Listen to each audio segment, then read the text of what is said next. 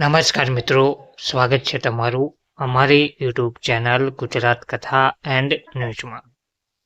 મિત્રો, ઈપીએફઓ ને લઈને એક મહત્વની અપડેટ સામે આવી છે.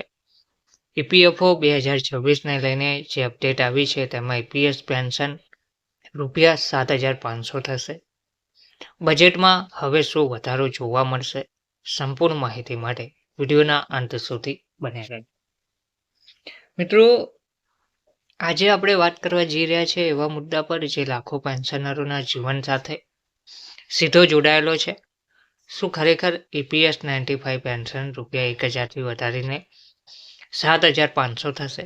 અને સૌથી મોટો પ્રશ્ન, બજેટમાં ઈપીએફઓ અને પેન્શનરો માટે કોઈ મોટી જાહેરાત થવાની છે કે નહીં? જો તમે ઈપીએફઓના સભ્ય છો, ઈપીએસ પેન્શનર છો કે ભવિષ્યમાં પેન્શન પર આધાર રાખશો તો આ વિડીયો આખો જોવો ખૂબ જ જરૂરી છે. સૌથી પહેલા આપણે જોઈએ સમસ્યા અને હકીકત. 1,000 પેન્શન પૂરતું છે? મિત્રો, આજના મોંઘવારીના યુગમાં દવા, ઘર ખર્ચ, વીજળી, પાણી અને રોજિંદી જરૂરિયાતો વચ્ચે 1,000 માસિક પેન્શન એટલે શું? તો ઈપીએસ 95 હેઠળ લાખો વૃદ્ધ પેન્શનરોને હજી પણ માત્ર ₹1,000 જેટલું ન્યૂનતમ પેન્શન મળે છે, જેને લઈને લાંબા સમયથી દેશભરમાં વિરોધ, આંદોલન અને માંગણીઓ ચાલી રહી છે. સંસદમાં ઉઠેલો મહત્વનો જે પ્રશ્ન છે તે છે તાજેતરમાં જ રાજ્યસભામાં સાંસદ ડોક્ટર મેઘા વિષ્ણુ કુલકર્ણી દ્વારા આ મુદ્દો ઉઠાવવામાં આવ્યો હતો.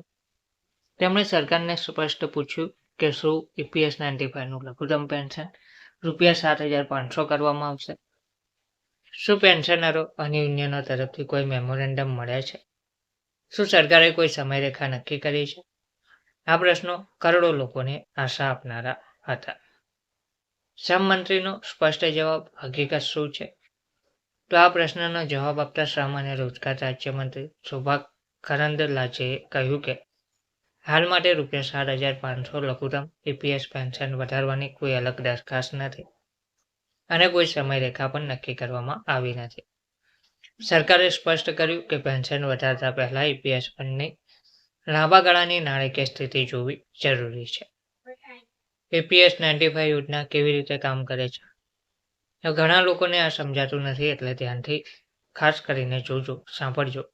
ઈપીએસ 95 એક defined contribution plus defined benefit scheme છે. નોકરીદાતા પગારના 8.33% ઈપીએસ ફંડમાં જમા કરે છે. કેન્દ્ર સરકાર 1.16% યોગદાન આપે છે. ₹15,000 પગાર મર્યાદા સુધી આ જ ફંડમાંથી બધા પેન્શનરોને પેન્શન ચૂકવાય છે. એટલે જો પેન્શન વધે તો ફંડ પણ મોટો નાણાકીય ભાર પડે છે, એવું સરકારનું કહેવું છે. સરકાર ₹1,000 પેન્શન કેવી રીતે આપે છે? મહત્વની વાત, સરકાર હાલમાં બજેટ સહાય દ્વારા દરેક ઈપીએસ પેન્શનરને ઓછામાં ઓછું ₹1,000 પેન્શન મળે તે સુનિશ્ચિત કરે છે. આ સહાય કેન્દ્ર સરકારના નિયમિત યોગદાન ઉપરાંત આપવામાં આવતું હોય છે. રાજ્ય પ્રમાણે નહીં, રાષ્ટ્રીય નિર્ણય પ્રમાણે સરકારે એક વધુ મહત્વની વાત સ્પષ્ટ કરી છે. ઈપીએસ પેન્શન રાજ્યવાર અલગ નથી, આખા દેશ માટે એક જ રાષ્ટ્રીય ફંડ છે.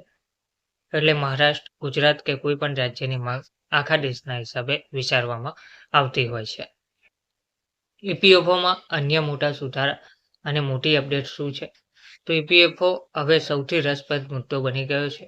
અહેવાલો અનુસાર સરકાર વિચાર કરી રહી છે કે ઈપીએફ અને ઈપીએસ માટે પગાર મર્યાદા ₹15,000થી વધારીને ₹25,000 કરવામાં આવે.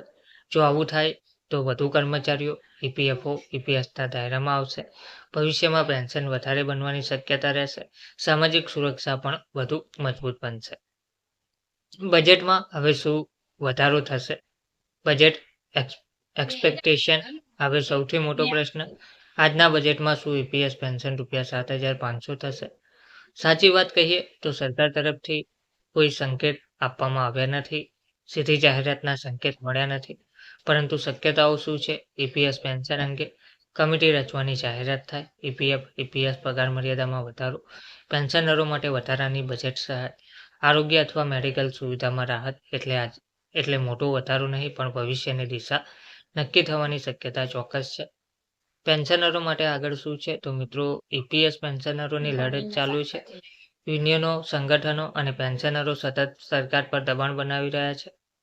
આવનારા સમયમાં પેન્શન વધારાનો નિર્ણય રાજકીય અને નાણાકીય બંને પરિસ્થિતિઓ પર આધાર રાખશે. તો મિત્રો, આ હતી ઈપીએસ પેન્શન ₹7,500 અપડેટ અને આજના બજેટની સંપૂર્ણ હકીકત. અફવાઓથી હવે બચો, અધિકૃત માહિતી પર વિશ્વાસ રાખો અને બજેટ ભાષણ પર નજર રાખજો. જો તમને આ માહિતી ઉપયોગી લાગી હોય તો વિડીયોને લાઇક કરજો, ચેનલને સબસ્ક્રાઇબ કરજો, બેલ આઇકોન દબાવજો અને કોમેન્ટમાં લખજો શું ઈપીએસ પેન્શન ₹7,500 થવું જોઈએ. જય હિન્દ, જય ભારત.